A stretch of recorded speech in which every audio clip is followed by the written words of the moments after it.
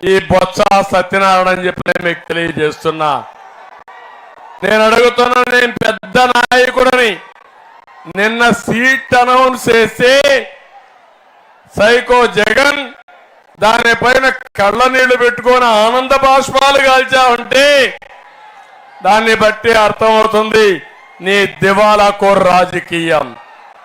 నేను ఒకటే హెచ్చరిస్తున్నా, ఉత్తరాంధ్ర తెలుగుదేశం పార్టీకి కంచుకోట. ఉత్తరాంధ్ర పైన తెలుగుదేశానికి ప్రత్యేకమైన ప్రేమ. ఉత్తరాంధ్రలో ఉండేది వెనుకబడిన వర్గాలు ఎక్కువగా ఉన్నారు. వాళ్ళు ఎప్పుడూ తెలుగుదేశం పార్టీకి కంచుకోట. ఈరోజు మీరు చూస్తున్నారు, కళా వెంకట్రావు గారు రాజకీయాల్లో ఉన్నారు, మొన్నటెవరు ఎర్రంనాయుడు గారు రాజకీయాల్లో ఉన్నారు.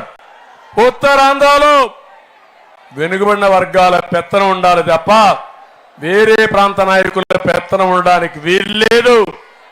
అలాంటిది ఉత్తరాంధ్ర ఆత్మ గౌరవాన్ని తాకట్టు పెట్టిన దుర్మార్గుడు ఈ యొక్క బొత్స సత్యనారాయణ అని చెప్పి నేను మీకు తెలియజేస్తున్నా. నేను ఒక విషయం అడుగుతున్నా మిమ్మల్ని, ఇక్కడుండే పదవులన్నీ బొత్స కుటుంబానికే కావాలి.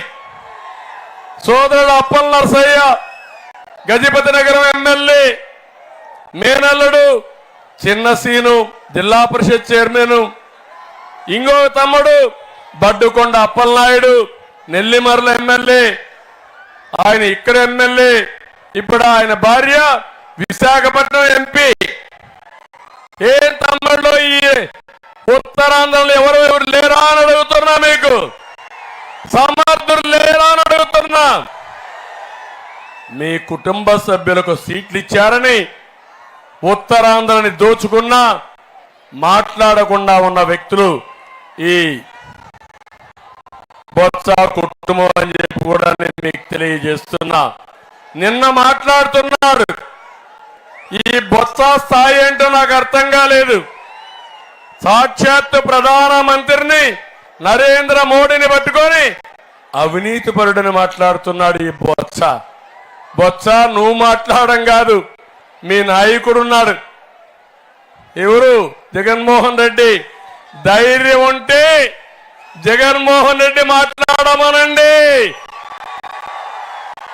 నెక్స్ట్ డే ఎక్కడ ఉంటాడో చూద్దాం జగన్మోహన్ రెడ్డి.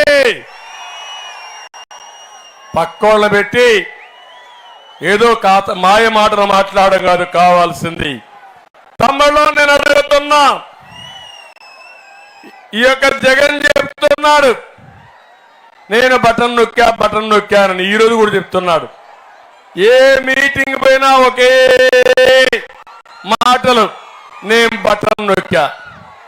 నేను అడుగుతున్నా, నువ్వు బటన్ నొక్కితే ఎంత డబ్బులు వచ్చింది? నువ్వు బుక్కేసిన డబ్బులెంత? బటన్ నొక్కి నువ్వు దోచేసిన డబ్బులెంత అని అడుగుతున్నా. ఏమమ్మా మీ బటన్ నొక్కి మీ జీవితాలు బాగుపడ్డాయా? మీ ఆదాయం పెరిగిందా? మీకు ఖర్చులు తగ్గాయా? మీకు మీ జీవన ప్రమాణాలు పెరిగాయా? మీవి అంటే మాయ మాటలు మాట్లాడుతూ ఇతనికి ఒక జబ్బు ఒకటి ఉంది, అబద్ధాలు చెప్పడం పెద్ద జబ్బు. అది మానసిక వైకల్పం. చెప్పిందే చెప్తాడు, అబద్ధాలే చెప్తాడు, పొట్టంతా అబద్ధాలే, ఎప్పుడూ ఒక నిజం కూడా రాదు. నేను అడుగుతున్నా, తెలుగుదేశం ఒక బ్రాండ్ అవునా కాదా అని అడుగుతున్నా. సంక్షేమ కార్యక్రమాలు ఇచ్చామా లేదా అని అడుగుతున్నా. క్యాంటీన్ పెట్టింది ఎవరని అడుగుతున్నా. పండుగ కానుకలు ఇచ్చింది ఎవరని అడుగుతున్నా.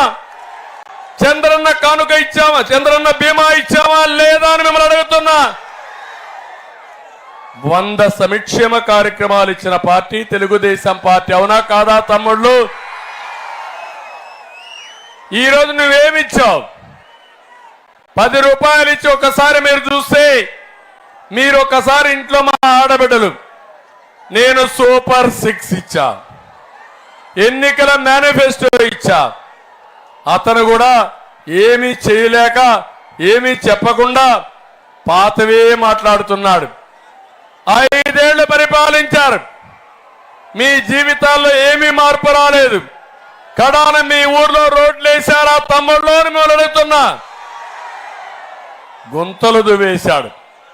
ఇక్కడ మా తమ్ముళ్ళు ఉన్నారు, ఆడబిడ్డలు ఉన్నారు. ఏమో మా కరెంటు ఛార్జీలు ఎంత పెరిగాయి? నేనున్నప్పుడు పెరిగాయా కరెంటు ఛార్జీలు? ఎన్నిసార్లు పెంచారు కరెంటు ఛార్జీలు? 9 సార్లు పెంచారా లేదా? ఒకప్పుడు కరెంటు కొరతుందా తమ్ముళ్ళు? ఈరోజు కరెంటు కొరతుందా లేదా అని మిమ్మల్ని అడుగుతున్నా. 200 రూపాయలు ఆ రోజు కరెంటు ఛార్జీ కడితే ఈరోజు తమ్ముళ్ళు కరెంటు ఛార్జీలు ఎంత అని అడుగుతున్నా. 1000 రూపాయలు కట్టే పరిస్థితికి వచ్చారు. ప్రతి ఒక్కరూ 1000 రూపాయలు కరెంటు ఛార్జీ కడుతున్నారు. నేను అడుగుతున్నా, కొంతమంది ఇక్కడ మందు బాబులు కూడా ఉన్నారు, కష్టపడతారు. సాయంత్రం అయితే ఒక పెగ్గేసుకొని పడుకోవాలని ఆలోచిస్తారు. మీ